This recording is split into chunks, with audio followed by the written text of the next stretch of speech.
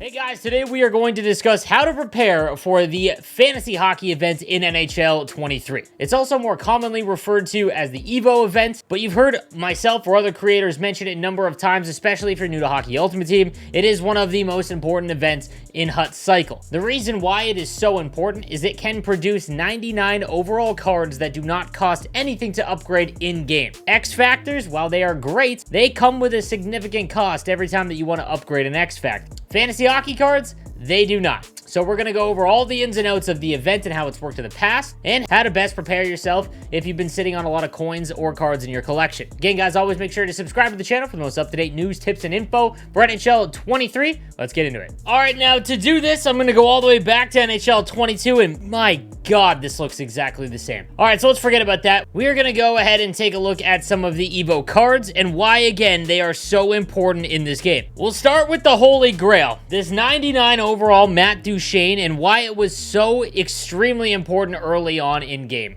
Here is how these Evo cards will work. Every time that they score a goal in real life, yes, that is correct, the actual game, every time that these players score goals, they will go up +1 overall for forwards, +2 overall for defensemen, and then +1 overall for goaltenders if they get wins. So for forwards, we'll use Matt Duchene, who was the Holy Grail last year, and why this event is my favorite every year, because he shot out of the gate with like 10 goals in the first 5 games of the season. This card was a 99 by December. The best thing about it, EA has no control over it, meaning that they can't halt the growth of these cards. If a card pops off, it's going to be 99. So as you can see, why these cards are so extremely important, because there is no cost once you get them. If we take a look at last year's selection, because outside of the master set players, which were more among the more popular ones like Sebastian Aho and Matt Duchene, some of them got up to 99 faster than others.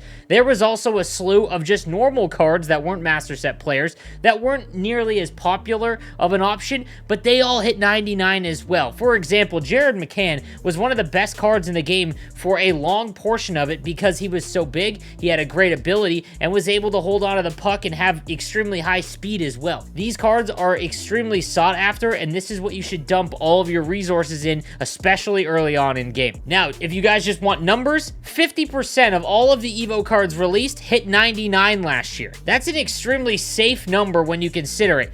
Now, there were some major disappointments like Phil Kessel, who just could not score at all last year.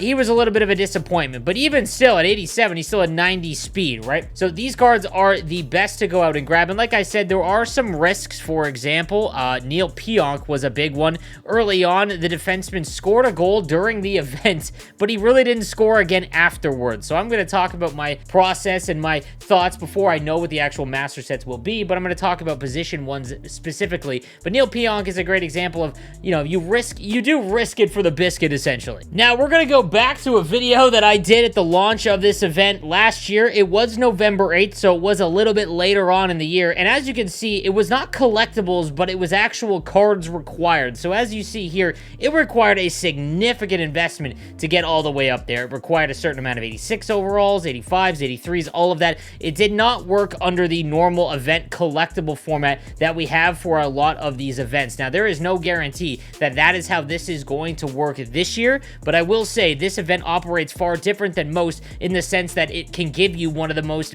sought after cards all year round, and EA knows it. So they are a little bit more careful with how you can acquire these so that you aren't able to acquire, an absolute ton of them like you can with the Spotlight event. There is not going to be a way to trade in 3 collectibles and get the lower overall version of this card. What this card comes out as, that's what it's going to be, because then the real life player dictates how fast and how quickly he moves up in overall. All right, now let's hop back over to NHL 23, and it's wild that you basically can't tell the difference. How do you prepare for this event, and what are the best things to target right now? Well, I want to start off with objectives from the Spotlight event. So if you have not finished the HUT Spotlight power-up objectives, so these are the ones by playing games with Spotlight cards in your lineup. If you have not finished these yet, okay, like this is my God Squad team, and I haven't really finished many of them because I've been playing so much on my No Money Spent series. That being said, these objectives, you can end up with 16 of them. And why that is important is because there is a set in this event, in the HUT Spotlight event sets,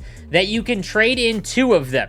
okay, right here. You trade in 2 HUT Spotlight event collectibles, and you will get a random choice of one of 2 of the Master Set players available this week. Now, I've already done this. It does not matter who you get. What does matter is that you get an 84 overall card. And why is that important? Well, you are going to be able to use that 84, whether it be just by it being an 84 overall, or by turning in multiple to get a collectible if they go that route. So having more 84s available too, if you use all 16 of your HUT Spotlight collectibles on this set, you're going to be set up in a nice position because you will already have at least 8 84 overall players. Next, let's talk about what you should be selling and buying right now. All right, if you do not have a team builder, or you are not close to a team builder, here is what I want you to do. Because team builders are becoming a little bit more expensive because people are running out of patience waiting for new cards to actually come into the market, what you want to do is go to your overall rating and search the maximum of 82 overall. All right, you go like that, and then you go to trade. I want you to find your tradable 82 and under overall players.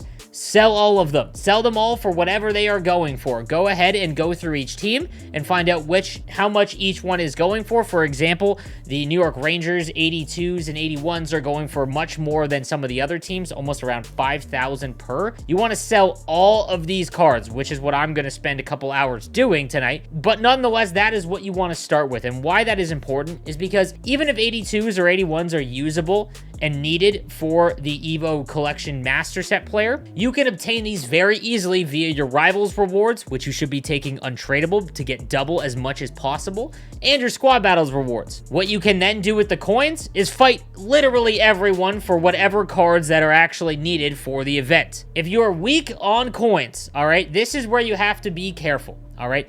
Because if it goes the route like last year and you required an 86 overall card, for example, or multiple of them, then you're going to need to spend a lot of your coins on that. However, there's no guarantee that it's going to require an 86, and let me explain why. Last year, this event came out on November 8th. If this event comes out the Friday of this recording, which would be October 28th, you're far earlier in the cycle. It doesn't sound like a lot, but it is. Not only, on top of that, they dialed back the overalls by 2 overall, meaning that the highest rated cards this year was 87 overall, McKinnon, McDavid, for example. Last year, it was Connor McDavid at 89, meaning that there was a lot less 87s and so forth. So I'm not sold on the fact that you are going to need 86 overalls because there are not a ton of them out there. I don't know if EA would actually do that, although it wouldn't really surprise me. But let's talk about the non-82 and belows, okay? Let's talk about the 83s, 84s, and 85s and the price point at which you should probably pay attention to them. So we'll start first with 83s. All right, again, this is going to be based on if you need collectibles for it because there's no guarantee that it is going to work like last year. They love changing things up. But right now, as of this recording, even 5250, we're getting a little bit closer to that. At 5,500 coins, each collectible is going for 8,250 if it works that way. What I would recommend is you buying up 83s, at least have, I would say, 6 to 8 of them. That will keep it pretty safe and have you in a decent preparation. If it doesn't require collectibles, it requires a set amount of 83s. The 84s are the worst price point in my opinion because those are going for about 10,000 each. So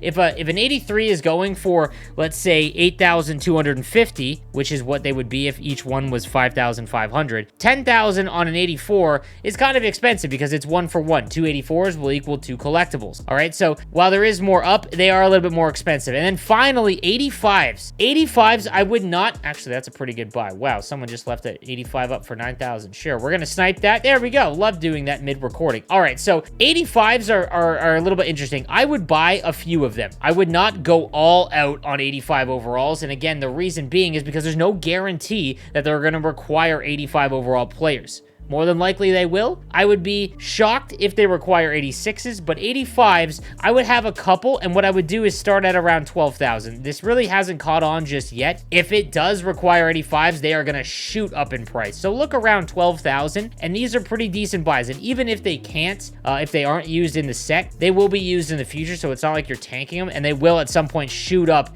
in price. But right now, these are a half-decent buy, considering that, you know, the 84s are going for about 10,000 coins. So I would try and have a few 85s just in case. Lastly, guys, we don't know who the Master Set players are, But here is what my recommendation would be for them. Again, once we see them, I'll have a full review of them. But forwards are always going to be the most important because they are going to score a lot more than pretty much every other position. Obviously, the defense, they're not going to get a lot of goals. Now, defense does go up by +2, but their scoring ability is just very infrequent. So forwards are always going to be prioritized. Also, the fast ones. Last year, Matt Duchene was so sought after because he started out decently high in speed. You have to remember that a lot of these cards are going to start out in the 70s because what they do is they try to predict they're going to hit 99 near the end of the year. Again, I will have a video that will go over my, kind of recommendations in terms of what ones I think will hit it the fastest. So be sure to watch out for that video. All right, guys, I hope that helps out with preparing for this massive event, because if it doesn't come this week, it will come the one after, and I'm going to have you all covered for everything that you need. Let me know what you think in the comment section down below, guys, and I'll see you next time. Have a good one.